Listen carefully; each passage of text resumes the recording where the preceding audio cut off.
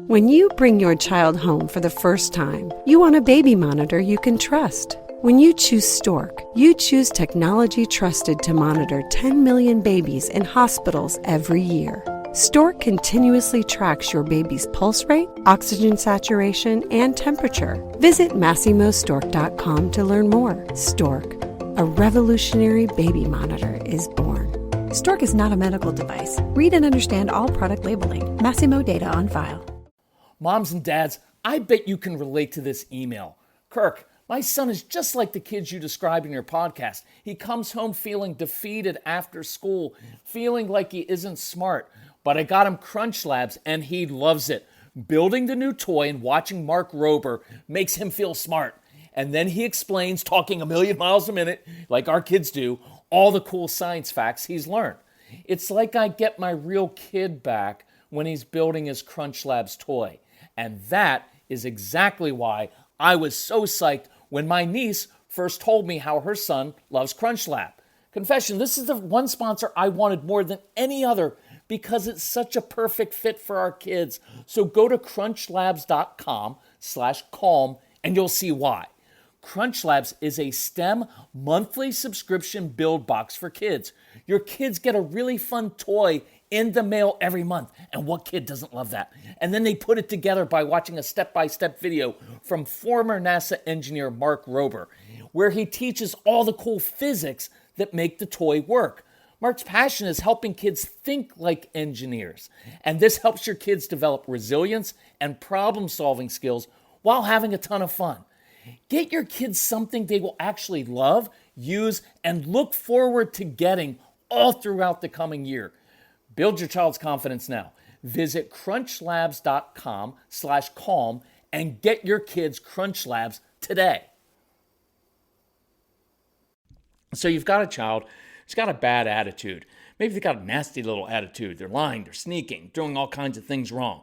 So how do you change a bad attitude into a good attitude? How do you change, say, bad behavior into good behavior, especially when consequences don't work? That's what I'm going to show you today on the Calm Parenting Podcast. So welcome, this is Kirk Martin, founder of Celebrate Calm. Thrilled you're with us. If we can help you at all, please reach out to us. This is what we exist for. You can email our son Casey, Casey, at celebratecalm.com. And dozens of people do it every day. It's awesome. I read all those emails. Listen to your podcast. This is what we need help with. And we reply back because we love helping people and we'll help you out. And then people say like, oh, I want your resources. What should I get? And Casey puts together custom packages. It's awesome. So feel free to reach out to us and don't be shy. So, and if you need help with anything, just let us know. So, two main reasons I'm doing this. The first is an awesome email that we got yesterday. And here's what it was. It's from a mom. And she said, I have been arguing and disagreeing with my husband for years over consequences because that's what he grew up with and that's what he thinks we should always do. And he always thinks I'm being too lenient and not tough enough on the kids. And so we've had kind of this battleground. But we bought your special sale that you have, the CDs, and we got the downloads. By the way, we have a massive back-to-school sale, lowest prices ever. It is awesome. It is more, you're going to get like 25 or more plus hours worth of very, very practical, concrete strategies for less than it would cost you to go to the therapist's office for like 1 or 2 times. It's phenomenal. So here, well, listen to what she said. Anyway, she said, we get these. My husband binge listened, and he came to me and said, I'm willing to try another way. Look, I cannot tell you how big a deal that is. When you get a breakthrough with a spouse or even within yourself, right? This breakthrough of a new way of thinking about how you view your child, it is huge. And so mom said, I asked him what changed. And he said, hearing it from another guy really helped. And we hear that a lot. And so he went on to explain, see, at work, it's second nature. When one of my employees is struggling, I ask them questions. I'm curious about what's going on at home that's distracting them. He said, I actually sometimes give them more responsibility doing something that they're good at, and it tends to work like a charm. But he said when it's your own kids, your second nature is to go right to consequences, right? You get irritated. Why do you keep doing that? Because I've told you 1,000 times not to do that. And he explained what all of us feel, which is like, oh, what am I doing wrong? And why can't they just listen to me? I never did this as a kid. And what's going to happen to them in the future? So Mom goes on to say, for the past 3 weeks, when he gets home from work or whenever it is, and one of the kids has a bad attitude, instead of snapping back, which is what he has done for years, he gets this really cool, calm tone going. And he invites them to go do something with him. In the garage, sitting in the back of his truck, sitting in a tree fort, or he just takes them on a walk. And 98% of the time, they come back into the house smiling with a different attitude. It's a game changer. And it is. It's changing your approach, your paradigm, the way you view your kids, the way you view yourself. It is controlling yourself and not reacting to your kids and giving them power over you, because they will derail you and they know how to do it. They're experts at it, and it's not their issue because you and I are the grown-ups. But when you start to see it in a different way, it's really, really cool. So let me demonstrate this in another way. So this is an email we got. Great mom and dad, they've got a 10-year-old girl, and she's sneaking things, she's lying, and mom's like, I feel like she's getting away with it because there's hardly a consequence that works, right? And so yesterday there was this argument between the kids about which movie we'd watch on Friday movie night.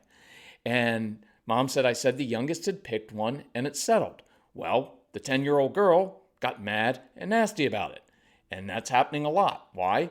Because she gets nasty toward everyone when she doesn't get her way. Welcome to human nature, right? Especially with a strong-willed child.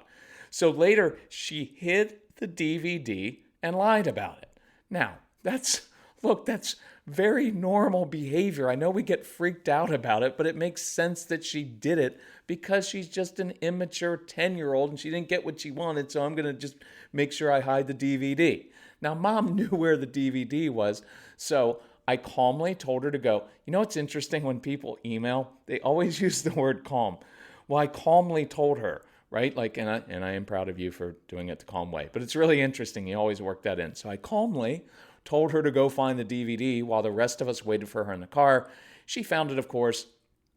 And then, so Mom was like, the only thing I can think of is to have her miss movie night. I think she'll care because the family is doing it together, even if she doesn't care about the movie itself. Hubby thinks she'll just have homicidal thoughts and stew all evening, and that it won't be a productive consequence. And he said, I should ask you. Awesome.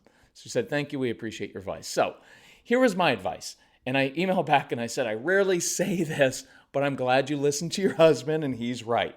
Because sometimes we are right as men. Not usually when it comes to relationships, but he was right in this. And so I want to reframe this, right? Because consequences aren't going to change what is going on inside your daughter or your son. Maybe there's some kind of brewing resentment and she's kind of toying with having a bad attitude and stealing and lying and seeing what kind of reaction she gets. But that's not who she is, right? And so consequences will not magically change how a human being feels about himself inside. And I'm watching this every day. I'm fortunate enough I have an opportunity to volunteer at this, it's a little inner city community center where kids come in every day because they can't go to school.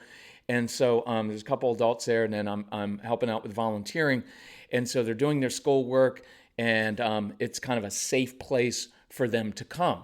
And what I've noticed with these kids as well is they don't care about consequences.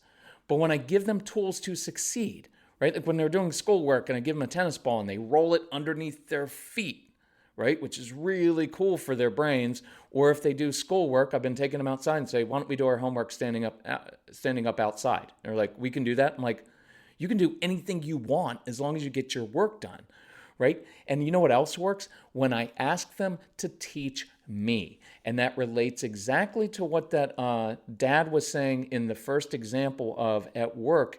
he often gives people more responsibility in doing something they're good at, and that changes their attitude and motivates them. And I'm noticing when I'm asking these kids who are often considered, these are at-risk kids, when I ask them to teach me something, it immediately changes their attitude. Something happens in their eyes and they kind of light up. So instead, let's come alongside your daughter and play to her strengths, right? What kind of special job or project could you or hubby give her that would make her feel important, valued, competent, right? Something you need help with that she'd be uniquely good at doing. Because I want to move the focus from, watch this, let's move the focus from stop her from doing bad things to get her to start doing meaningful good things, right? Because whenever you tell a strong-willed child to stop doing something inappropriate, you must give them something appropriate to do. And that works in the classroom, and at home, wherever they are. What is she good at doing around the house, even if it's a more adult kind of job? Because our kids are comfortable in the adult world, so try to find someone in the neighborhood who will give her a job to do, just to help out. Because do you know how good that feels to know that someone values you and that you have something to give? See, that will change any human being from the inside out. What can she feel in control of? See, she doesn't get to pick the movie, so I'm not going to give in on that one. But she could fix a special snack. Let her own that. Look up special recipes. Go to the store. Do math, by the way, while you're looking for ingredients and buying things. Because you can do math and you can do all kinds, everything. Subtraction, addition, multiplication, algebra at the grocery store. And maybe let her serve her special popcorn. Maybe it has truffle oil or some magical ingredient on it. And then you get to see how proud she is because you played to her strengths. And let me make one other big point here. With our strong-willed kids, and all kids, we tend to spend their entire childhood trying to get these kids to be good at doing things that they naturally struggle with. Because our kids usually aren't that great at sitting still, focusing for extended periods on subjects they aren't interested in, recalling information for a timed test, following directions to do things they don't care about or they don't have any ownership over. See, think about that.